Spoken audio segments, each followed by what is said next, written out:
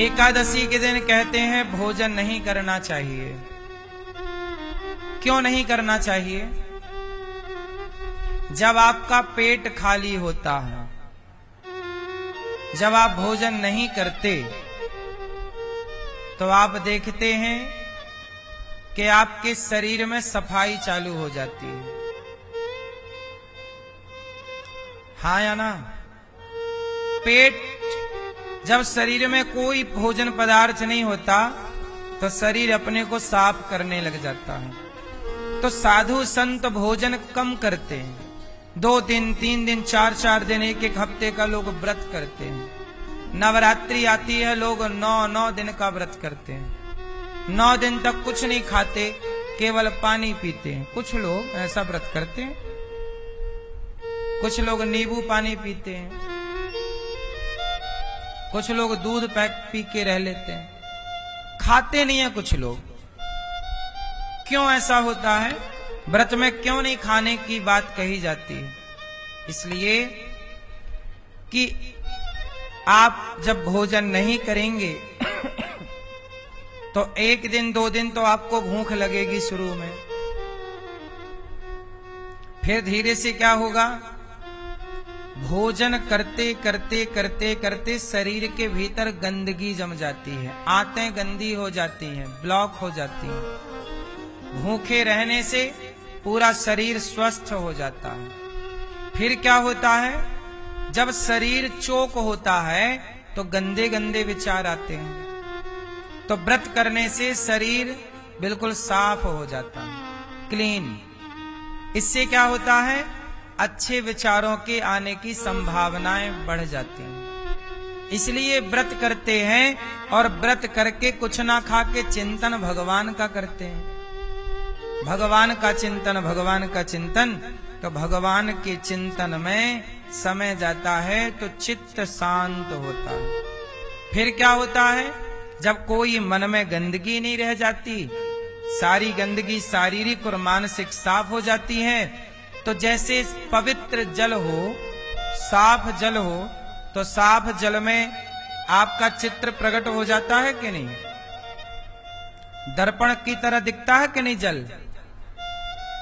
ऐसे ही जब पानी साफ होगा तो उसमें आपका चित्र दिख जाता, प्रतिबिंब। ऐसे जिस दिन मन साफ हो गया तो मन मंदिर में ही भगवान का दर्शन हो जाएगा, प्रकट हो जाएंगे।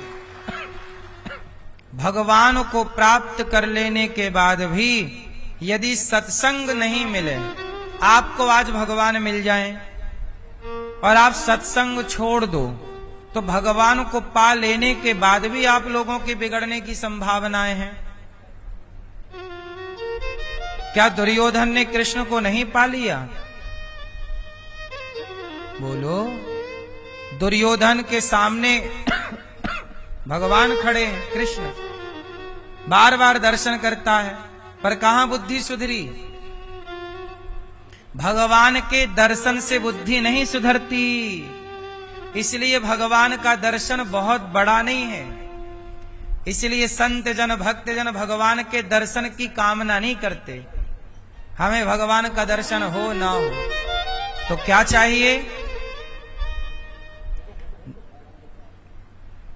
दुर्योधन को कृष्ण का दर्शन तो मिल गया, पर दुर्योधन को क्या नहीं मिला?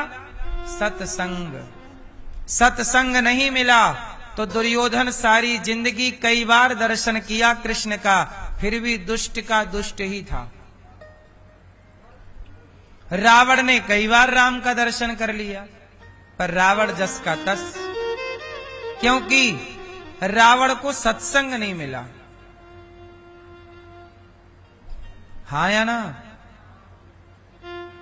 कैकई माता को सत्संग मिलना तो दूर रहा, घर बैठे कुसंग मिल गया मंथरा का, तो राम की दुश्मन बन गई, कट्टी करनी राम से, जाओ वनवास। कैकई माँ ने राम को कहां भेज दिया? वनवास। क्यों? क्योंकि कैकई मां को कुसंग मिल गया। इसलिए दर्शन तो कैकई मां ने राम के किए, पर फिर भी बुद्धि बिगड़ी कि नहीं? कैकेयी माँ ने केवल दर्शन ही नहीं किए, अपना दूध पिलाया है राम को, लाड़ लड़ाया है, प्यार किया है। राम को अपने साथ में सुलाती थी कैकेयी माँ, दूध पिलाती थी, नहलाती थी, मालिश करती थी, श्रृंगार करती थी, लाखों बार दर्शन किया,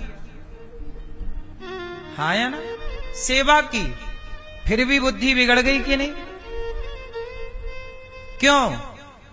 क्योंकि दुर्योधन ने, रावण ने, शकुनी ने, दुशासन ने, कैकेयी ने, मंथरा ने, सबने दर्शन किए भगवान के, पर इन लोगों ने सत्संग नहीं किया।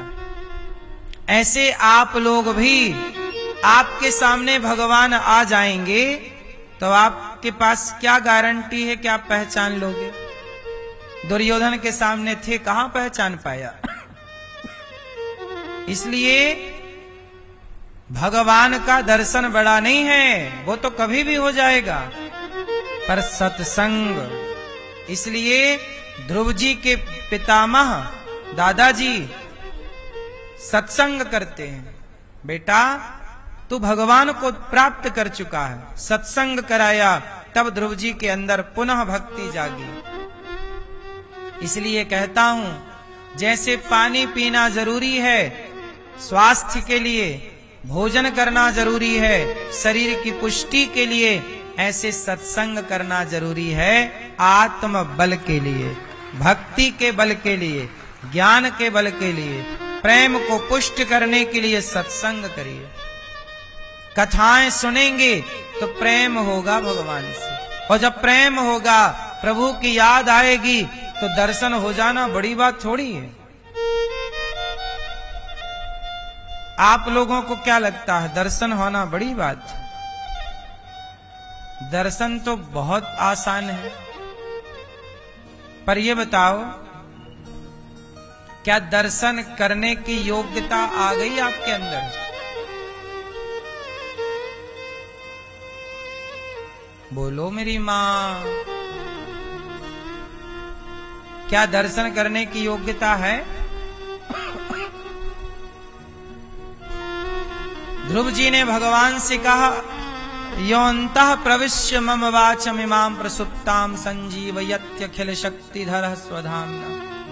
मेरे अंतःकरण में बस जाइए। भगवान के दर्शन की काबिलियत क्या है, योग्यता? यदि आपके हृदय में छल कपट बसा है, निंदा चुगली बसी है, ईर्ष्या द्वेष बसा है हृदय में, तो भगवान को कैसे बसाओगे? आप नदी जाते हो, कुआं जाओगे पानी भरने, तो बाल्टी खाली लेकर जाओगे कि भरी? बोलो। खाली बाल्टी जाएगी, खाली बर्तन जाएगा गंगा जी, तब ना भर के आएगा।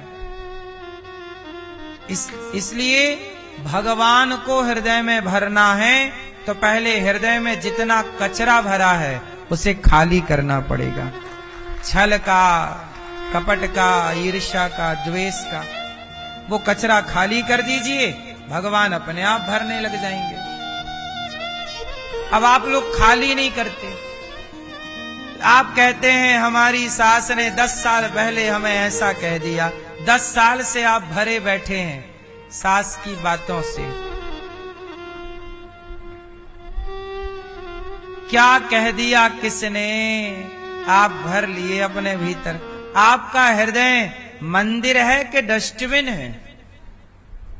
अपने हृदय को डस्टबिन, कचरा घर ना बनाओ, अपने हृदय को मंदिर बनाओ। मन मेरा मंदिर। मन क्या बने? जोर से। और अभी आपका मन क्या है? डस्टबिन है, कचरा घर, सारा कचरा यहां। इसने ऐसा कहा, इसने ऐसा किया, इसके साथ छल करो, कपट करो, निंदा करो, चुगली करो, झूठ बोलो, यही चलता रहता। ये सब खाली कब करोगे? ये खाली नहीं होता भगवान कैसे भरेंगे। ध्रुव जी ने खाली कर लिया तो प्रभु आकर बैठ गए।